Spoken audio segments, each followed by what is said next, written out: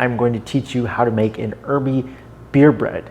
And the reason I'm doing that is because it is a beautiful example of something called a quick bread.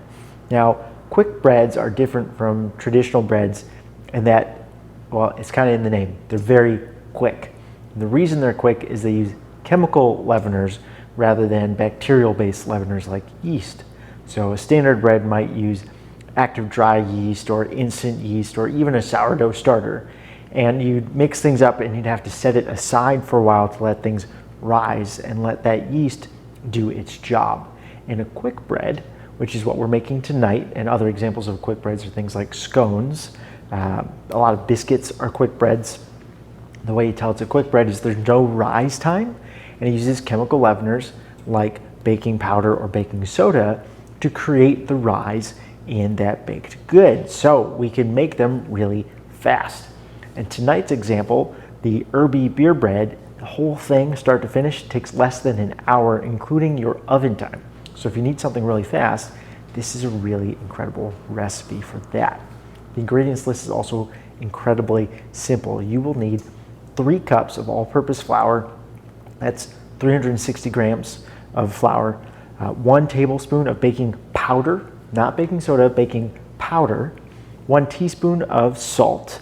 Avoid the table salt. You just want a nice fine sea salt or a good baking salt. You then want, and this part's totally optional and you get to play around with it, you want about 1 to 2 tablespoons of a nice dry herb that you enjoy. Tonight I'm going to be using some thyme, but rosemary is also phenomenal. You could use oregano. You could really play around with kind of whatever you've got in your herb drawer or spice cupboard or spice rack, whatever you've got, play around with it and see what flavors you like.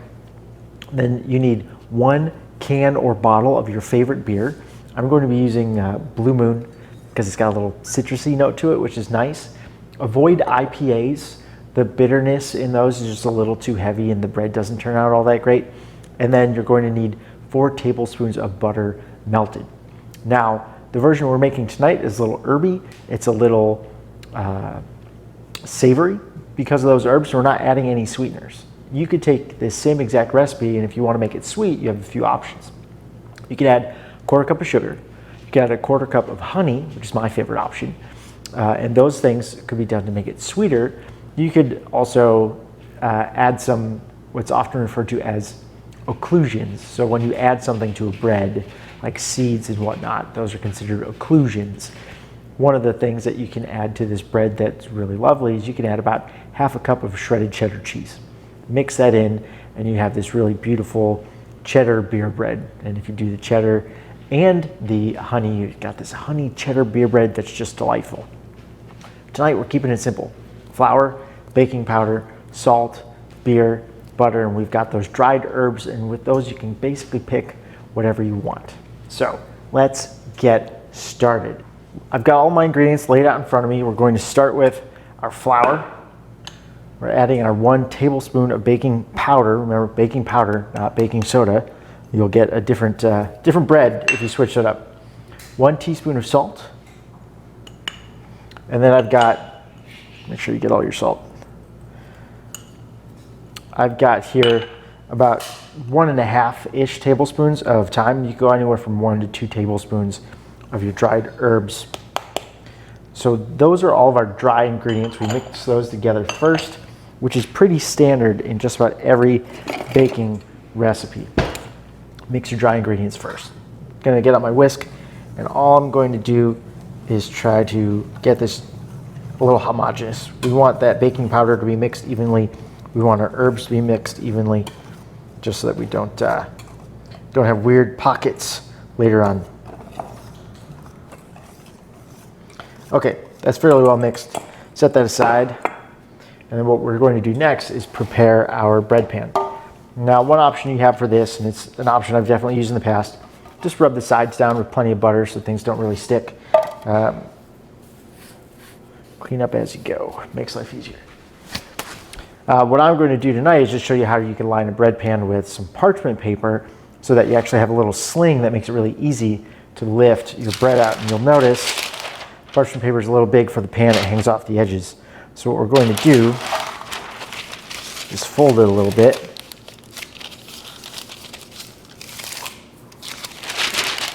Put it about there.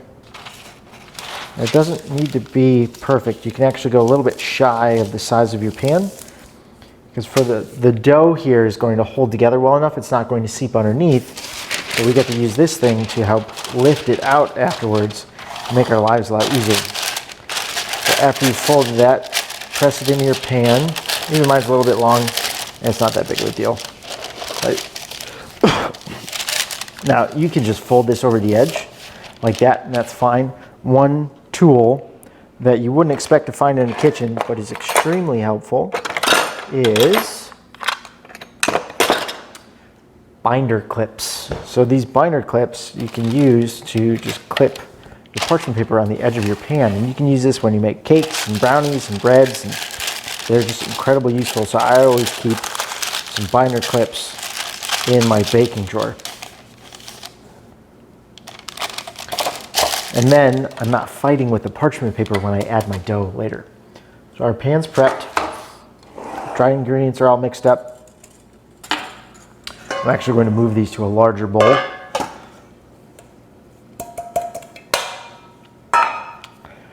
And then we add your beer. So the measurements here are all for 1 bottle or can of beer. So you don't have to worry about measuring out your liquid ingredients. Pour it on in. It's going to foam up a bit. It's going to bubble up a bit. So make sure you're using a large bowl, otherwise it will overflow. If I kept using this small bowl here and poured the beer in, I'd have a big mess on the counter. So it's going to get a little bubbly and foamy, and that is expected.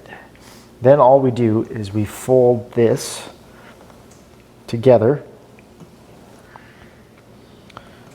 until all of our flour and all of our dry ingredients are evenly wet. All the beer gets incorporated. Now the reason we use beer here is because the beer helps make up for the lack of bread-like flavors we would typically have if we allowed this bread to rise over an extended period of time using something like yeast. That rising time, the proofing time, is when most of the flavor develops in your breads, and we're cheating and we're skipping all of that.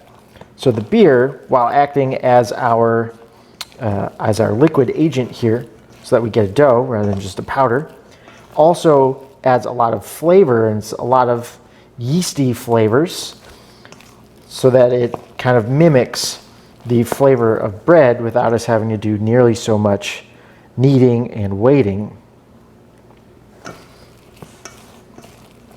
Okay, that's all we really need. We don't even need to knead this bread because we're trying to just move quick. So that's our dough. We add it to our pan, and then you're going to bake this in a 350-degree oven for about 40 minutes. Check it at 40 minutes. Make sure that if you stick a skewer in the center and pull it out, it doesn't come out wet.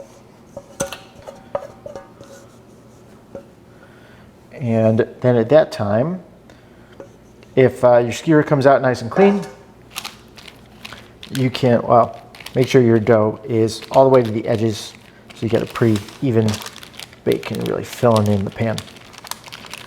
So at the end of 40 minutes, you're going to really quickly pull this out of the oven. We've got that melted butter, right? So actually, I'm getting ahead of myself. We have our melted butter. Use about half of the melted butter and pour it over the top of your bread right now. And save the other half for after your bread is about to come out of the oven. What you'll want to do is test it at about 40 minutes. If it looks like it's about done, pour your butter, the rest of your butter, the other 2 tablespoons or so, on top. Throw it back in the oven for about 3 to 5 minutes. It helps with browning a little bit, but it also helps make the outside of your bread really crispy and buttery. So this one in your 350-degree oven for 40 minutes.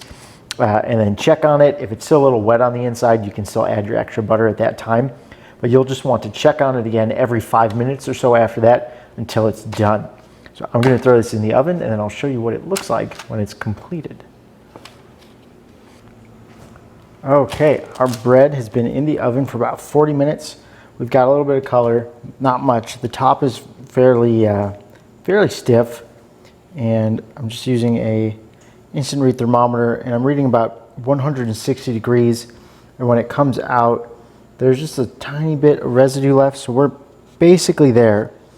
Now is the perfect time to pour the rest of your butter on top. Now I rewarmed my butter in the oven, which is why I'm using a towel here. Just pour a little bit on top. This will help improve the browning because the milk solids in your butter will change colors from the heat of the oven. So throw this back in the oven for about 5 minutes or so. Test it again with the skewer to see if it is done, and then you get to enjoy your bread. So I'll see you again in about 5 minutes. Our bread just had 5 more minutes in the oven, and as you can see, there's a little more color going on. And all we're going to do to check that this is done is take a toothpick, stick it inside, pull it out, and if it comes out clean, meaning there's no dough on it, there could be little grains on it, like there's the tiniest little bit of like bread matter on here, but as long as it's not a wet dough, you are done. So let this cool in your pan for about 5-10 minutes before you remove it. But when you do, what's really lovely, and these are probably a little toasty, is you're going to be able to, because you made that sling, pick the whole thing up easily from your pan. Let that cool to room temperature and eat as you see fit. It's delicious with a little bread and, or rather, butter and jam on there. It makes a phenomenal sandwich. I just used one last night. A couple slices of this as my burger bun for a really delightful burger, and it was great because the herbiness of the bread really complemented the burger patty.